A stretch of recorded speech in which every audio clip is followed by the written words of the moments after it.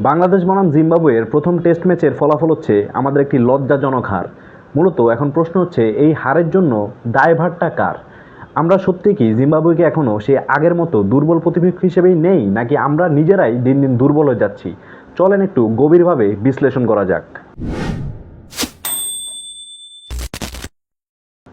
ম্যাচের আগে বাংলাদেশ দলের ছিল চরম আত্মবিশ্বাস, কথাবার্তা এমন ছিল যেন জিম্বাবুয়েকে হারানো এখন শুধু সময়ের ব্যাপার।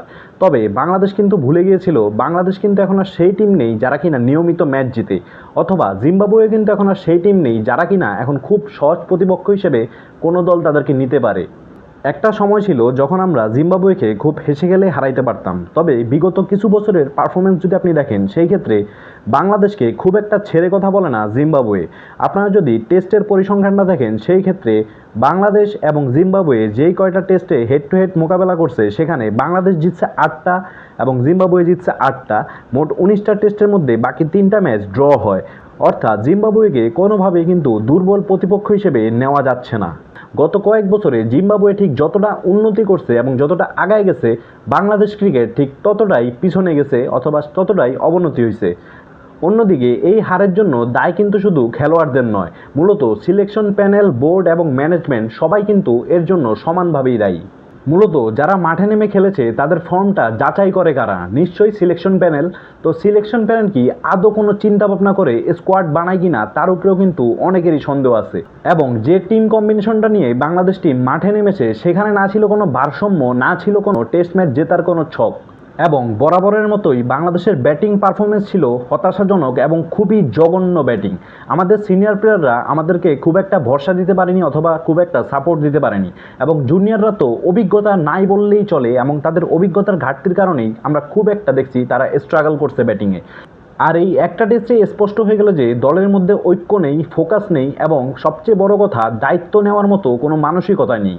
এবং জিম্বাবুয়েরও কিন্তু প্রশংসা করতে হয়, কারণ তারা কিন্তু খেলেছে অনেকটা পরিকল্পনা মাফিক। তারা কিন্তু জানে কিভাবে বাংলাদেশের এই ধরনের উইকেটে বাংলাদেশের সাথে খেলতে হবে।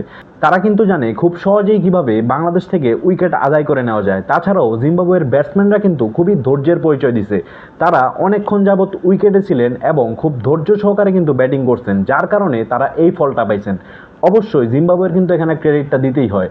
জিম্বাবুয়ে কিন্তু আবারও প্রমাণ করে দিল তারা বর্তমানে আর কারোর জন্য ছোট প্রতিপক্ষ নয়। তারা কিন্তু বিগত বিশ্বকাপে পাকিস্তানের মতো বড় দলকেও হারাইছে, তাছাড়াও কিন্তু ইন্ডিয়ার মতো বড় দলকেও তারা রিসেন্টলি হারাইছে। তো সেই ক্ষেত্রে জিম্বাবুয়েকে এখন আর হালকা প্রতিপক্ষ হিসেবে নেওয়ার তার সময় নেই। এখন ঘুরে ফিরে কিন্তু সেই একই প্রশ্ন, দিনের পর দিন বছরের পর বছর বাংলাদেশ টিমের এই ব্যর্থতার জন্য মূল দায়টা কার? এই দায়টা কি আমাদের ব্যাটসম্যানদের? এই দায়টা কি আমাদের বোলারদের, নাকি কোচিং স্টাফদের, নাকি আমাদের ম্যানেজমেন্টের? নাকি আমরা সবাই মিলে এমন একটা সিস্টেম তৈরি করেছি যেখানে কিনা কাউকেই দায় নিতে হয় না? দিনের পর দিন আমাদের একই অবস্থা, এবং দায় নেওয়ার মতো কিন্তু বা দায় স্বীকার করার মতো কিন্তু কেউই নেই। যদিও আমাদের ক্যাপ্টেন টেস্ট হারার দায়টা তার কাঁধে নিয়েছেন, তবে এইরকম কিন্তু আর কতদিন? তিনি আগেও একবার হারার কারণে নিজের উপরে কিন্তু সেই দায়টা নিয়েছিলেন। তবে ক্যাপ্টেন, আপনি জানেন যে সম্পূর্ণ দায়টা আপনার নয়। বাংলাদেশ টিমের বিভিন্ন জায়গায় অনেক ত্রুটি আছে যেগুলো ঠিক করার ইচ্ছা আমার মনে হয় না যারা কিনা শক্তিশালী অবস্থানে আছেন তাদের খুব একটা সদ ইচ্ছা আছে। তো গাইস, দিন শেষে আমরা যদি এখনই চোখ না খুলি, এই ধরনের সমস্যাগুলোর সমাধান যদি আমরা খুব সহজে না করতে পারি, বেশি দিন নাই যখন আমরা নেপাল, ওমান এবং ইউএই এর মতো দলগুলোর সাথে নিয়মিত ম্যাচ খেলবো এবং তাদের সাথে আমরা হারবো। এই কারণেই এখনই সুযোগ বাংলাদেশ টিমকে নতুনভাবে গোছানো এবং বাংলাদেশ টিমের উন্নতির জন্য যা যা করা প্রয়োজন সব ধরনের ব্যবস্থা নেওয়া।